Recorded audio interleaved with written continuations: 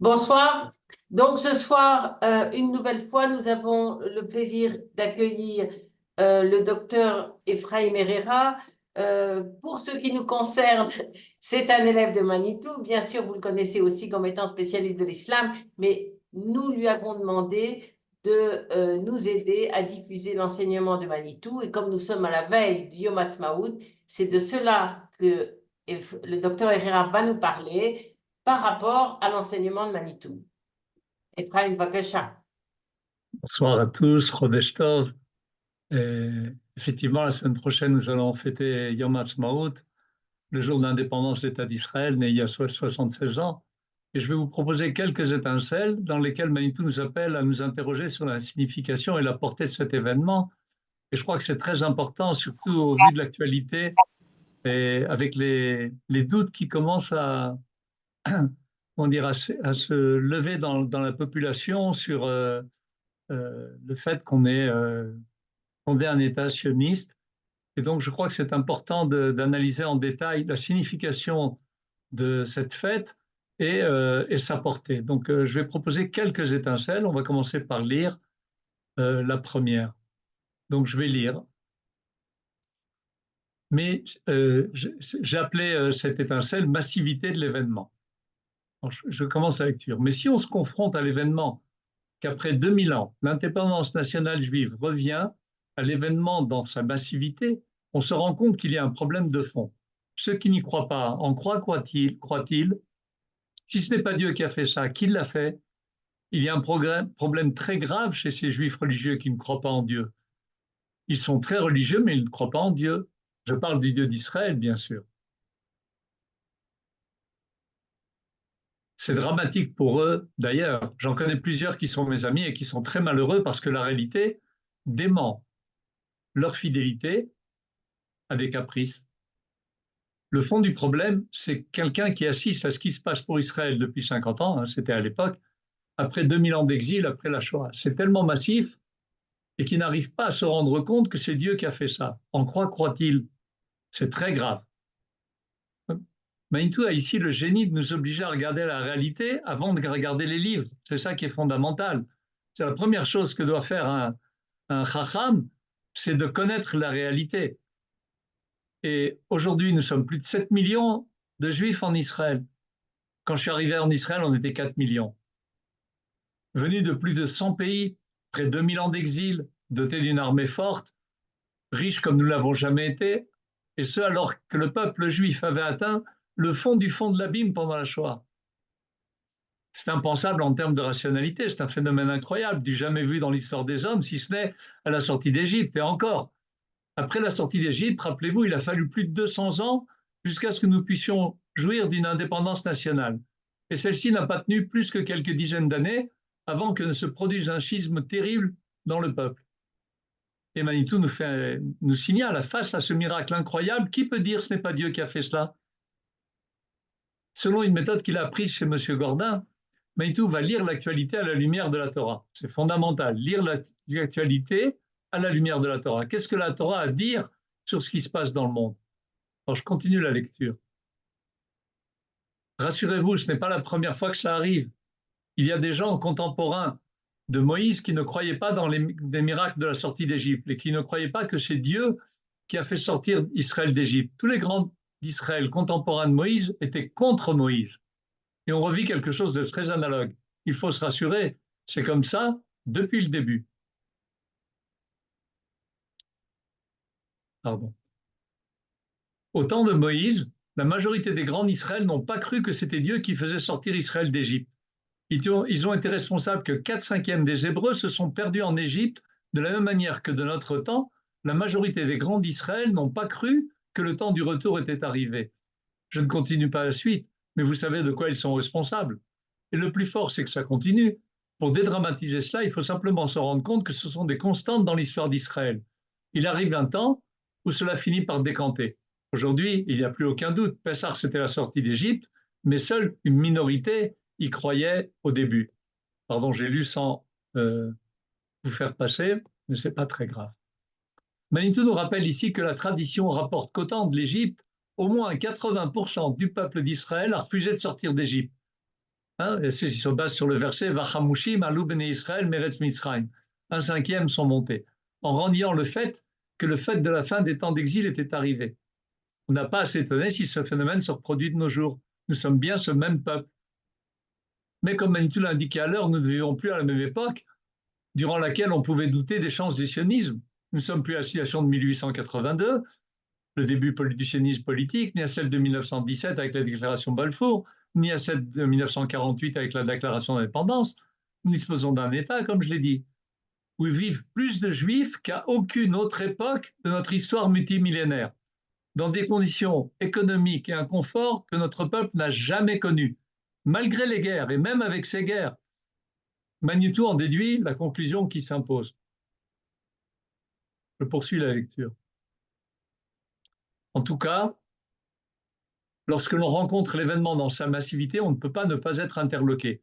Il y a des gens qui cherchent un signe magique pour comprendre l'événement, alors que c'est l'événement qui est son propre signe, dans le fait que cet événement massif, pendant 2000 ans, les Juifs ne pouvaient pas retrouver leur indépendance nationale, et finalement, ils la retrouvent avec l'hostilité du monde entier, comme vous le savez.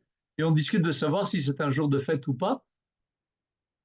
Manitou nous montre ici du doigt un défaut récurrent dans la conception de ce que nous appelons religieux. Il faudrait des signes miraculeux. La réalité ne leur suffit pas. Le monde entier, hier comme aujourd'hui, s'oppose à nous. Hein, il suffit de lire l'actualité d'aujourd'hui où les États-Unis mettent un embargo provisoire sur des armes qui devraient arriver en Israël, prenant la défense du Hamas.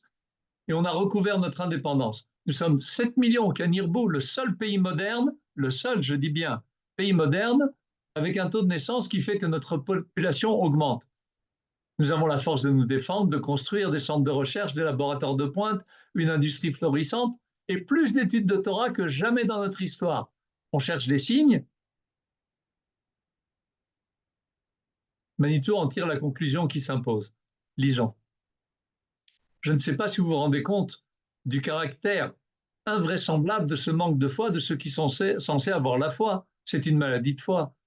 Je vous dis les choses très sérieusement tout en mesurant l'énormité de la chose. Le Talmud parle de tzadikim, ketané et mouna, des tzadikim qui n'ont pas la foi. Ils sont tzadikim, ils pratiquent une munitie extraordinaire, comme ce n'est pas possible. Et d'ailleurs, ce n'est pas possible.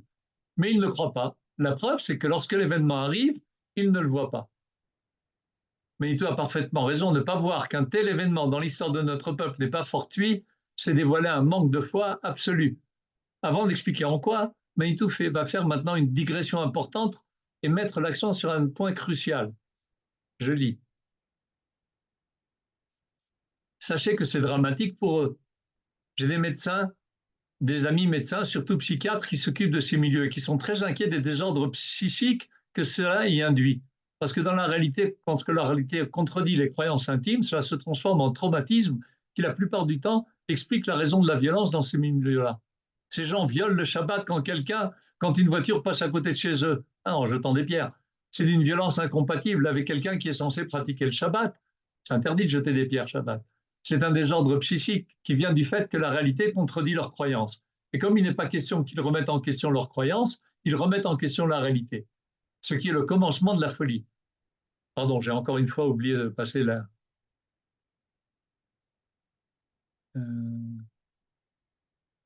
Voilà, pardon. Quand on remet en question la réalité, c'est le commencement de la folie, c'est la violence. Manitou a d'un côté pitié d'eux. Ce sont des personnes forcément traumatisées par la dissonance profonde entre leur idéologie et les faits.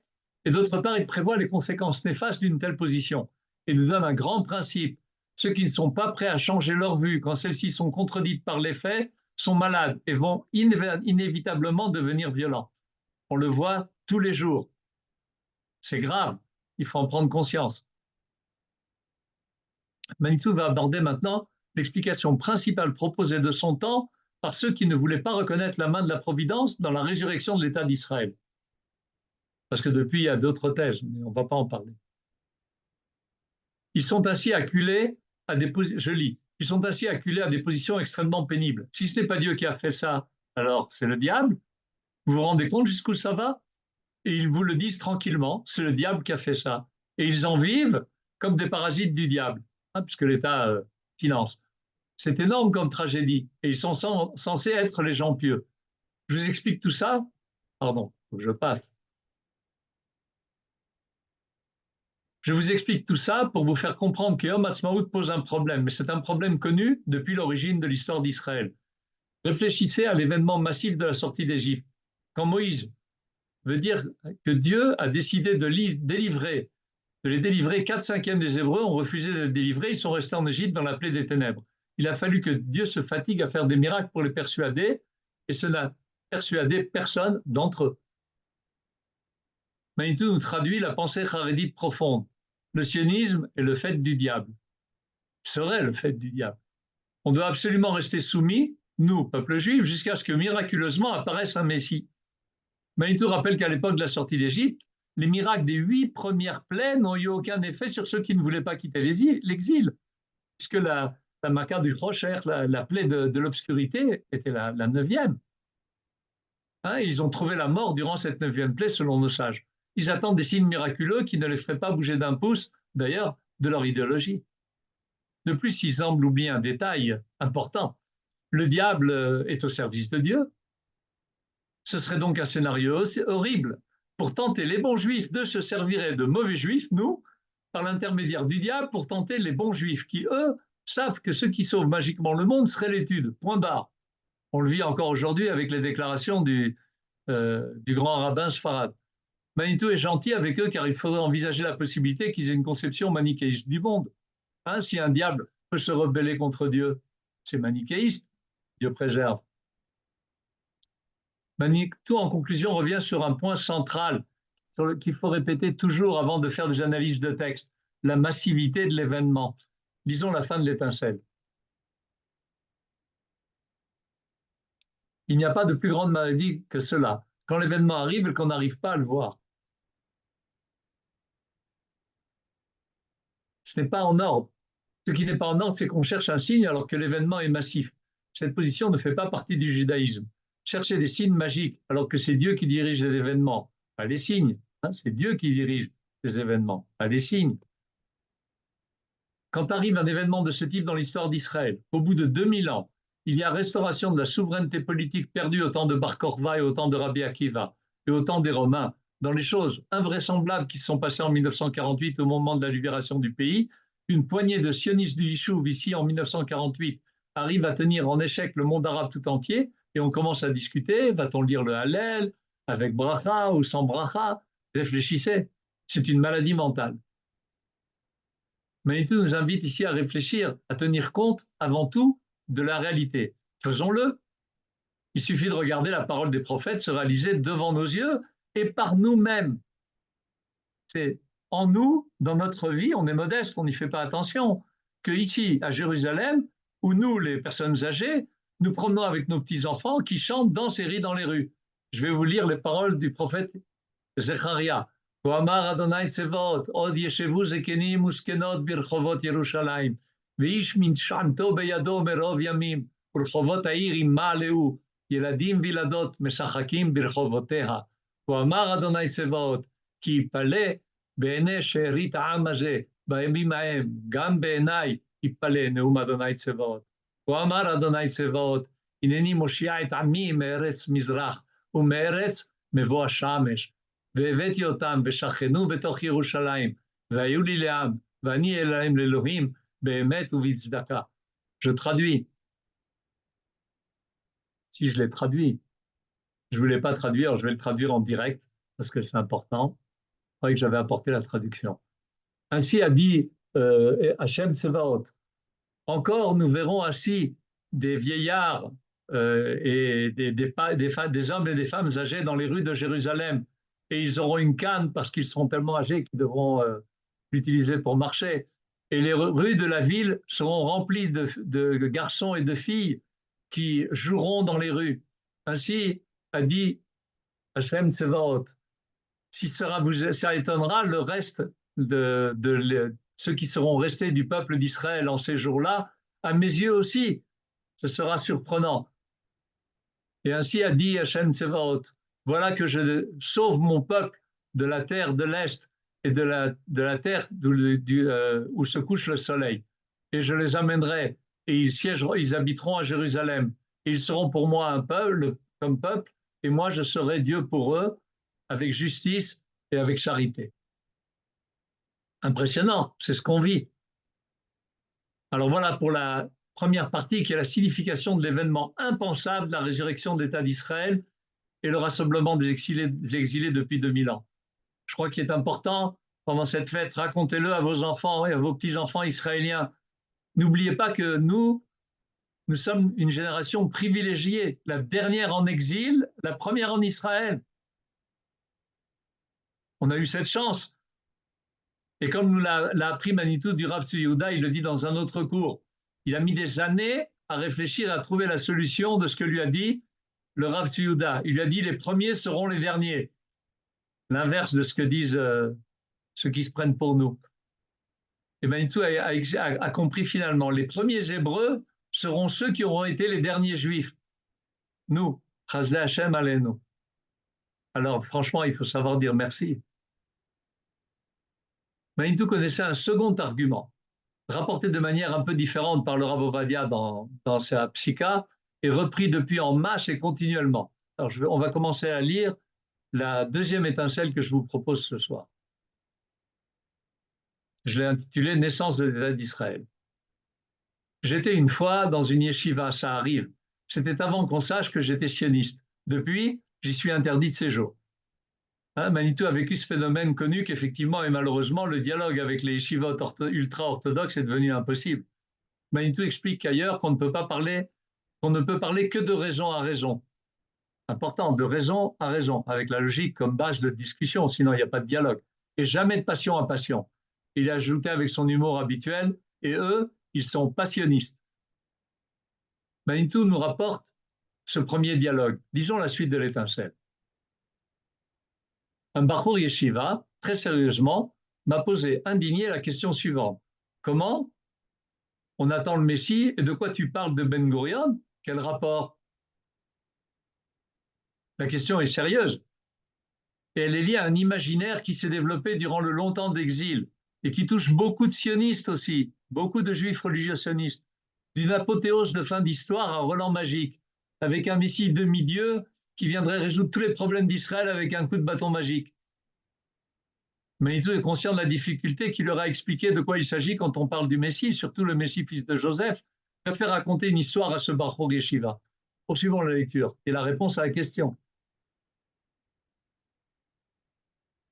Je lui ai dit, je vais te raconter une histoire. C'est la première fois dans le monde qu'une femme atteint un enfant. Elle a attendu longtemps, longtemps, longtemps. Elle ne sait pas ce que c'est que d'avoir un enfant. Ça n'avait pas existé depuis 2000 ans. Elle rêve à un prince charmant. L'enfant sera un prince charmant. L'accouchement arrive, on lui apporte une petite larve pleine de sang et de boue. Elle dit quoi? C'est ça?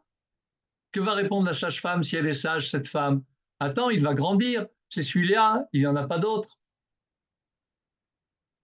L'image que nous présente Manitou est claire. Ça fait 2000 ans que nous attendons le rassemblement des exilés et l'indépendance nationale sur la terre d'Israël. À notre époque, il y a 2000 ans, nous sommes revenus de plus de 100 pays.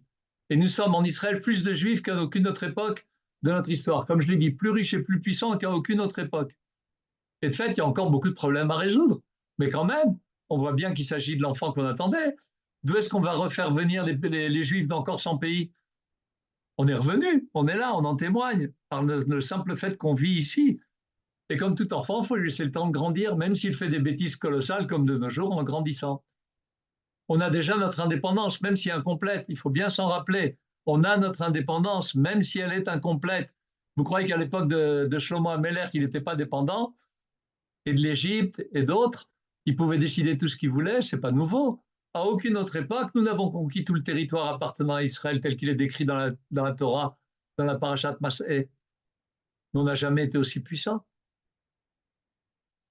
Donc voilà, on a parlé jusqu'à présent de la signification de l'événement et dont la base est la massivité et le côté, l'aspect, le miracle est dans les faits. On n'a pas besoin de signes supplémentaires, de fioles d'huile pour ça. Il y a beaucoup de textes qui le montrent que quand c'est miraculeux, c'est toujours signe de catastrophe. Alors maintenant, je voudrais qu'on parle de la portée de cet événement. Le premier point indiqué est très important, c'est que ce processus est irréversible. Irréversible.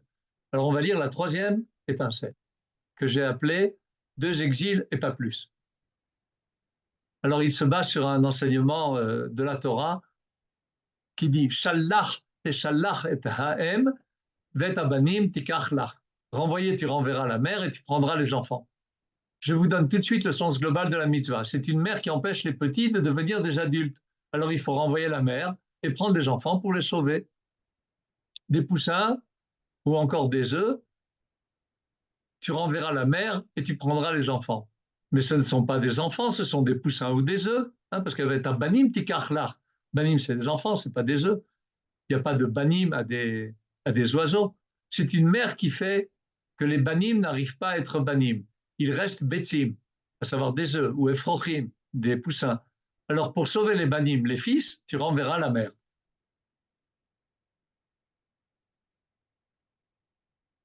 La halacha pour cette mitzvah est qu'il faut renvoyer deux fois. On doit la renvoyer une fois, et si elle revient, on la renvoie. Si elle revient, on ne renvoie pas une troisième fois et on abandonne. C'est la Géoula pour ce nid d'oiseau. Vous voyez ce qu'il y a derrière. Le Zohar dit qu'il n'y a que deux exils. Shalach, ça c'est un, Teshalach, deux. La destruction du premier temple, à l'époque d'Nabuchodonosor, la destruction du deuxième temple par les Romains. Mais il n'y aura pas de troisième exil. Les deux fois se sont passées, la troisième, c'est la Géoula. Manitou nous explique ici que nous savons par transmission qu'il n'y aura pas d'autre exil. Il y a un point important, est-ce que ça signifie que la Géoula va se faire de manière harmonieuse, sans heurts, quel que soit notre comportement? Certainement pas. Ne faisons pas la faute des antisionistes. On ouvre les yeux sur la réalité que nous vivons, et elle n'est pas facile. Ça ne se passe pas comme ça. Ça dépend de nous. Ça dépend de nos actions. Je me rappelle qu'une fois, j'avais dit à la synagogue, quand on avait libéré Sinoir à l'époque de la Iskat Shalit, j'ai dit, maintenant je vous le dis, parce que ça se passera dans plusieurs années, il va y avoir beaucoup de morts du fait qu'on libère un millier de terroristes. Alors on va dire à ce moment-là, vous allez dire, et où était Dieu? Où est Dieu maintenant? Alors je leur ai dit, Dieu, s'il pouvait vous répondre maintenant, il vous dirait, si on méritait qu'il nous réponde, il nous dirait, mais je vous l'ai donné, vous avez pu le mettre en prison, pourquoi vous l'avez libéré? On a vu dans l'étude précédente qu'on a le libre arbitre. Mais Manitou l'explique bien, le processus est irréversible, il n'y aura pas de troisième exil. Alors comment ça va se passer? On risque de payer très cher. Et aujourd'hui, on paye effectivement très cher. Pourquoi? Parce qu'on ne se conforme pas aux injonctions divines dans le but de réaliser le projet divin. Mais quel que soit notre comportement futur, la fête de Yom Ha'atzmaut reste à tout jamais le point fondateur de cette Géoula. Il y a un point très important, le Rav Zini en avait parlé une fois dans un cours. On ne juge jamais un événement de l'histoire d'Israël d'après ses conséquences.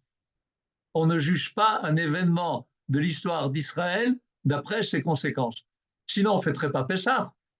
Toute la génération d'Égypte, sauf deux, est morte dans le désert. On ne fêterait pas Hanouka. Déjà, au temps de Maccabi, tous les fils de Matityahu sont morts de mort non naturelle. Et ensuite, le royaume hashmonéen s'est honteusement dégradé jusqu'à destruction. On arrête de fêter Hanouka? Certainement pas. On arrête de fêter la sortie d'Égypte? Certainement pas. Alors, quelle portée? Ça dépendra de nous, les fils, par rapport à la génération des pères qui ont fondé l'État, qui ont soutenu la Aliyah, qui ont construit, qui ont développé. À eux aussi, on doit des remerciements. Alors, sur ce sujet important, on va lire la troisième et dernière, la dernière étincelle que je vous propose aujourd'hui. On va la lire d'un trait. Pardon.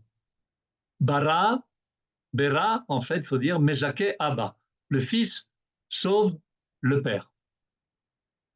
Savoir, le fils fait mériter le père. Ne pensez pas au père, au fils et au Saint-Esprit. Vous avez un homme dont on pourrait douter du résultat de son jugement, plutôt sadique, juste ou plutôt rachat, méchant. Et cette ambiguïté est le fondement de la réalité humaine. Le bien et le mal mélangés, et ce depuis le premier homme, Vara. On pourrait raconter son histoire comme s'il était une crapule. Et on pourrait raconter son histoire comme s'il était un ange. Il n'y a qu'à choisir deux journaux différents qui décrivent la même personne. Ça dépend si vous Regardez Arutz Arba Esrei ou CNN. C'est vrai dans les existences ponctuelles. Il faut la perspective de toute la vie passée, réalisée, accomplie pour savoir a posteriori ce qu'il a été. Il faut attendre l'ultime conséquence de ce qu'il a été. Le seul jugement possible est le jugement dernier, dernier des jugements. Pardon. Cela veut dire que le fils de cet homme peut infléchir l'évaluation du jugement sur l'identité de son père par sa propre conduite à lui, le fils. Le fils tient entre les mains le sort du jugement de son père. Et il tient en réalité entre les mains le sort du jugement de tous ses ancêtres jusqu'au premier homme. Tous nos ancêtres ont les yeux fixés sur nous. Que va-t-il faire? Où vais-je avec lui? Où va-t-il m'emmener? C'est pourquoi il faut avoir beaucoup d'enfants, parce que s'il y en a un qui reste à Brooklyn, qu'il y en a au moins un qui vienne à Jérusalem. Mais il ouvre une digression ici. Je me trouvais à Montréal récemment et j'expliquais patiemment aux Juifs de Montréal que Dieu avait besoin d'architectes juifs pour construire Jérusalem. Parce que sans architectes, comment Dieu va-t-il construire Jérusalem? J'ai engagé par là les architectes juifs de Montréal à venir me donner un coup de main. Un rabbin chassid s'est levé et m'a dit, quoi architecte? C'est Dieu qui construit Jérusalem. Je n'allais pas me disputer avec un chassid, mais je vais vous dire que ce que je ne lui ai pas dit, c'est Dieu qui construit Jérusalem, et lui, ce chassid, construit Brooklyn à Montréal. Le Fils tient entre les mains l'évaluation ultime du jugement de ses ancêtres. C'est dur à entendre en français. C'est le Fils qui sauve le Père. C'est pourquoi les parents sont tellement préoccupés de la valeur de leurs enfants. C'est entré dans l'inconscient. Mais au fond, que disent-ils? Mon fils, sois mieux que moi, je t'en prie. Essayons d'expliquer un petit peu cette étincelle. C'est notre responsabilité que la suite de l'histoire, donc de la réalisation du projet divin, soit réussie. La génération qui a fait l'indépendance du pays, elle a réussi à le faire. Il fallait la force et le courage de Ben Gurion pour le faire. Il y a des chiffres que j'aime pas trop citer, mais je crois qu'aujourd'hui, on n'a pas d'autre solution. Quand il a décidé de faire la déclaration d'indépendance, il y a eu la guerre d'indépendance. 6 000 morts sur 600 000 habitants en Israël. Ce serait l'équivalent, chas v'shalom, de plus de 70 000 morts aujourd'hui. Il a eu le courage de le faire. Toute cette génération a eu le courage de le faire. Allez dans les synagogues et vous verrez les plus vieux Israéliens qui ont habité Jérusalem, qui ont eu faim ici, qui ont eu des enfants qui sont morts de faim et qui ont tenu le coup et qui ont réussi à faire cet État. Eux, ils ont réussi. La question, c'est qu'est-ce qu'on fait nous? Et pour réussir, il y a un seul critère clair et précis, la morale, dans tous les domaines. La justice sociale, bien sûr. Aujourd'hui, on ne s'en occupe pas. Et c'est malheureux. Et de manière générale, la morale. Mais pas n'importe quelle morale, pas la morale chrétienne comme on essaye de nous l'enseigner de tous les côtés. Celle d'Israël, pas celle qui renforce l'ennemi, pas celle qui tend l'autre joue, pas celle de la fausse pitié sélective. Hein, la grande discussion théorique de Manitou avec Lévinas, avec tout le respect qu'il avait pour Lévinas, c'était sur l'idée de réciprocité. On ne peut pas aimer l'autre en tant qu'autre de manière absolue et indépendante de ses actions. S'il vient pour nous tuer, on ne va pas dire on va le laisser faire. Non, la Torah impose la réciprocité. Et pas non plus la morale théorique, mais une participation active à la vie de la nation. Hein, pas enfermé dans sa yeshiva. Comme disait Manitou, Dieu n'a pas créé un monde à une yeshiva et mis un monde autour. Chacun selon génie propre, quel que soit son âge, a quelque chose à faire. C'est pour ça qu'on est là, ici, aujourd'hui, en Israël. Alors, si on se sent dépassé, qu'on pense que le bateau dérive ou coule, on a tout le moins le devoir de protester, d'affirmer haut et clair la vérité, de dénoncer le mal, même et peut-être surtout s'il se déguise en bien. C'est notre devoir, tant pour nous-mêmes, parce qu'on voit les conséquences du fait qu'on accepte une morale qui n'est pas la morale d'Israël, que pour le monde entier qui doit apprendre de nous cette vraie morale. Alors voilà la portée de Yom Ha'atzmaut. Nos parents ont réussi et ils nous regardent du ciel ou encore de leur siège maintenant et avec leur canne. Qu'est-ce qu'on va faire? À nous la responsabilité. Voilà.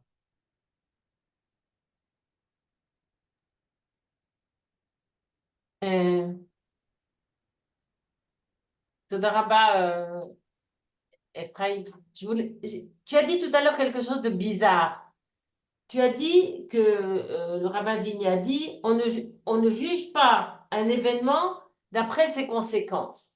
Ça, on peut imaginer par rapport à l'histoire d'Israël qu'on connaît, au plan collectif, on peut dire qu'il y a une Ashgara au plan collectif. Mais quand on fait de la politique, quand on a une responsabilité politique, on réfléchit, on prend une décision, oui, par rapport à ses conséquences. Donc là, il y a un problème qui concerne la liberté humaine aussi. Non, non, je n'ai pas parlé de n'importe quel événement. Je parle des grands événements de l'histoire d'Israël. Supposons qu'on a réussi quelque chose. On fête un événement positif. Je parle uniquement des fêtes qui ont été décrétées et qui sont positives. Alors, on ne juge pas Pessah en fonction du fait qu'ensuite, pendant 40 ans, ils errent dans le désert et ils adorent un veau d'or et ils meurent tous dans le désert sauf 2. Et à Hanouka, le fait que tous les enfants de Maccabi meurent, ça n'empêche qu'on a eu une grande victoire contre la Grèce et on a réussi à se mesurer au niveau des idées avec toutes les valeurs de la Grèce. C'est fondamental. Et de la même manière, la guerre d'indépendance, c'était une grande réussite d'Israël. Le fait qu'après la génération d'après, ou 2 ou 3, 4 générations après font des fautes, ça n'enlève rien au mérite de ceux qui ont réussi à faire ça. C'est ce que dit le verset à propos de Pessah. Zacharti la chesed noraich, lechtech acharai bamidbar be'eretz lo zeroa. Je me souviens, ça veut dire que Dieu actualise à toutes les générations la grande valeur de l'acte des enfants d'Israël qui sont tous sortis d'Égypte. Imagine maintenant quelqu'un qui dirait, allez, on se déplace tous, on quitte nos maisons, notre confort, et on va vers l'inconnu. Quelle valeur, quelle force! Ce n'est pas pour rien qu'on l'appelle Dordéa, la génération du savoir, la génération du Da'at. C'était des géants. Pareil, ceux qui ont fait l'indépendance d'Israël, c'était des géants. Et quand on prend une décision, bien évidemment qu'il faut tenir compte des conséquences de cette décision.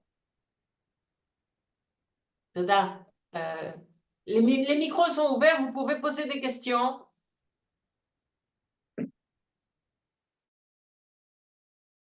Ouais, maintenant c'est ouvert. Je voudrais dire quelque chose. Docteur Herrera, vous m'entendez? Oui, on t'entend. Ephraim, rallume ton micro. Oui, je vous entends très bien. Tout ce que je vais vous dire, c'est de Barkalalik, c'était formidable.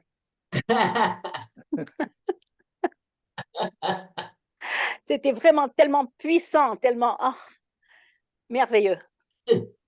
Super, Daniel. Merci beaucoup. C'est Manitou, moi, j'ai rien fait. Non, Ephraim, vous n'avez rien fait, rien. C'est des étincelles que tu n'as pas encore publiées ou qui sont déjà dans les livres précédents? Il y en a une partie qui a été publiée, une partie qui n'a pas encore été publiée. Ok. Razak.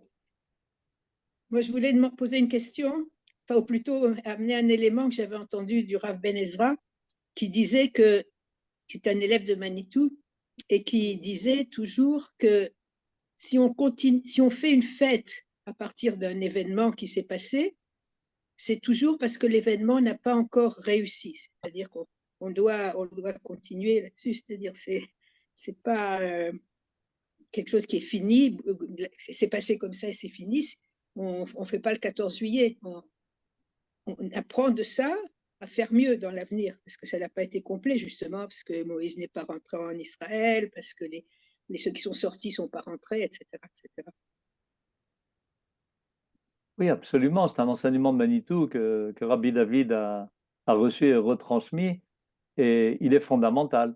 On ne fête que des événements qui ne sont pas achevés. Et Manitou donnait comme exemple la sortie d'Abraham de Ur-Kasdim. On n'en parle pas, on ne fête pas, on ne le marque par rien. Et le fait qu'on est sorti d'Égypte, on n'est pas encore complètement sorti d'Égypte. On a encore le poids de Pharaon sur les épaules. Et de la même manière, au niveau du projet divin, par rapport à notre indépendance, on ne l'a pas encore complètement réalisé. Est-ce que ça veut dire que la Géoula n'a pas eu lieu? Certainement pas. Prenez par exemple, j'ai appris ça chez Dan Be'eri. Prenez un juif qui est devenu très pauvre ou qu'on a été obligé de vendre parce qu'il qu'il a été obligé de se vendre parce qu'il a volé. Et encore pire, il a été vendu à un goy, à des goïms. Alors, la communauté se réunit, ramasse beaucoup d'argent et délivre, et donc paye la rançon, enfin pas la rançon, mais la valeur de ce juif qui a été vendu comme esclave. Il n'a pas un sou, il n'est pas marié, il n'a rien, il n'a aucun bien, il n'a pas de terre, mais le simple fait qu'il est sorti du joug de ce goïm, il est appelé Nigal, il est Gaoul, il est délivré. De la même manière, Rabbi Ishmael enseigne, En ben haolam hazeh limot hamashiach ela shi'abud malchuyot bilvad. Et la seule différence qu'il y a entre ce monde-ci et l'époque, les jours du Messie, c'est le fait qu'on n'est plus assujetti aux nations. Aujourd'hui, on n'est plus assujetti aux nations. Et franchement, tout le monde pendant des années m'a dit, mais regarde, les États-Unis nous obligent et ils nous font faire ce qu'ils veulent exactement. Ben voilà, aujourd'hui, on a la preuve. Il faut signaler ce point de courage aujourd'hui. Les Américains ont dit, vous ne pouvez rien faire à Rafah, à Rafiach, là, à Rafah, comme ils disent les Français. Eh bien, on est rentré. On l'a fait. Donc, ça prouve qu'on n'est pas complètement dépendant. C'est déjà très bien. Est-ce qu'on a réalisé complètement le projet? Non. On le connaît. Il a 4 étapes. Manitou en a parlé. Ça s'appelle Mishkan. Melech, Shofet, Kohen, Navi. Un roi, indépendance nationale. Shofet, un droit qui est un droit hébraïque et pas ce pseudo-droit qu'on vit aujourd'hui en Israël et lequel on souffre.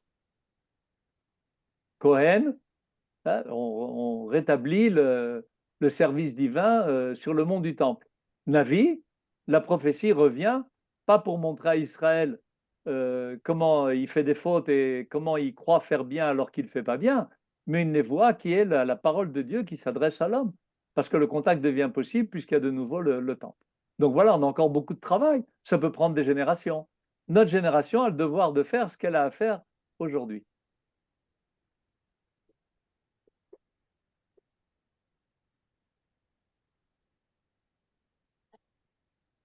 On a revécu la sortie d'Égypte en sortant d'Afrique du Nord.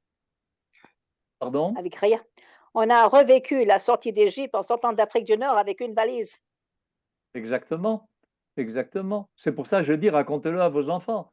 Racontez comment vous êtes venus.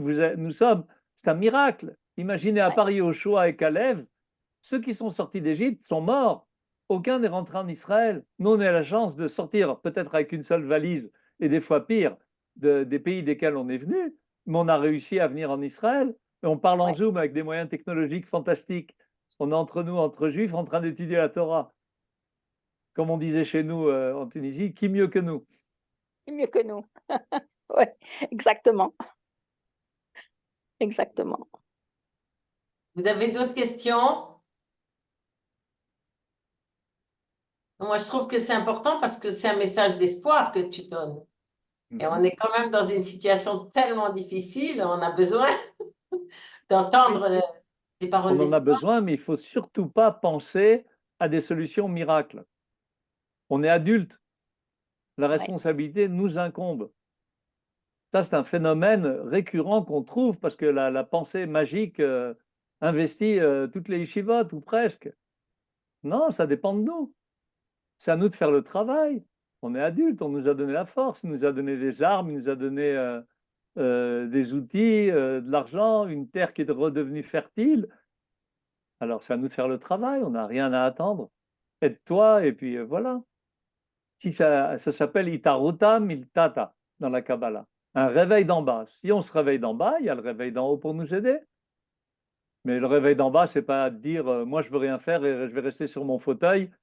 Et Manitou donne l'exemple d'un Corse qui avait reçu en héritage un champ, et puis il s'assied devant le champ, et puis il a dit j'attends maintenant que la pluie tombe et que l'herbe pousse et que le blé pousse. Ah ben non, ça va pas.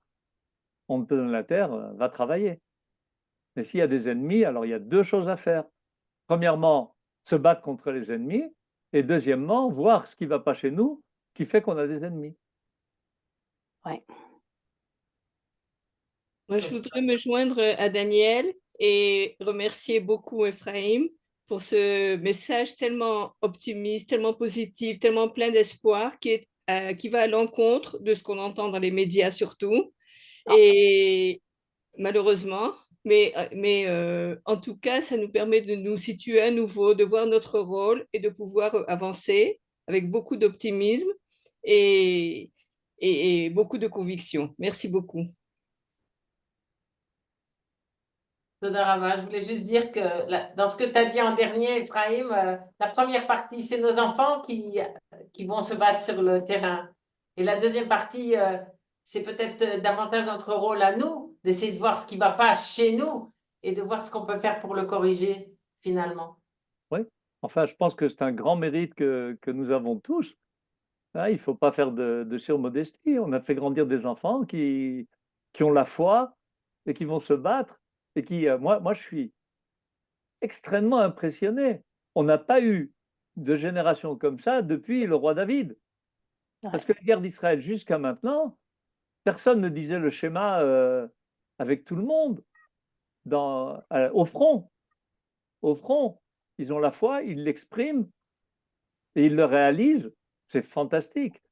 Hein, j'ai lu récemment un commentaire du Rav David Kimchi, le Radak, sur Shmuel. C'est fantastique. C'est le début de David. Vient Goliath et puis il dit des paroles de profanation de la Torah, du Dieu d'Israël. Et alors, le verset dit que l'Esprit divin emplit David. Et alors, le Radak explique là-bas quelque chose de fantastique. Il dit, c'est quoi ce roi Hachem qui vient? Il dit, c'est toujours double. Toujours double. C'est le roi de la névoie. Oui, ça c'est l'esprit de prophétie. Mais c'est aussi le roi Hagevra. L'esprit de la vaillance. Eh bien, on voit nos soldats d'aujourd'hui, ils ont les deux. Ils sont là avec la foi absolue et la vaillance absolue. C'est fantastique. Eh bien, ce sont nos enfants, ce sont nos petits-enfants qui se battent. Alors, quand vous les recevez le Shabbat et puis vous leur préparez à manger, vous leur faites tout ce qu'il faut et puis vous priez pour eux, c'est déjà fantastique. Et puis, chacun ce qu'il peut faire, ce qu'il peut aider, chacun selon sa force a le devoir de le faire. Et puis, voilà, surtout ne pas se dire que si je n'ai pas tout fait, je n'ai rien fait. Lo alecha melacha ligmor ve'ata ben chorin libatel mimena. Tu n'as pas à finir le travail, mais d'un autre côté, tu ne peux pas te considérer dispensé. Super. Merci beaucoup. Merci. Au revoir et Chodesh Tov et Yom Ha'atzmaut Sameach. Shabbat Tous shalom. Tovot le'Am Yisrael.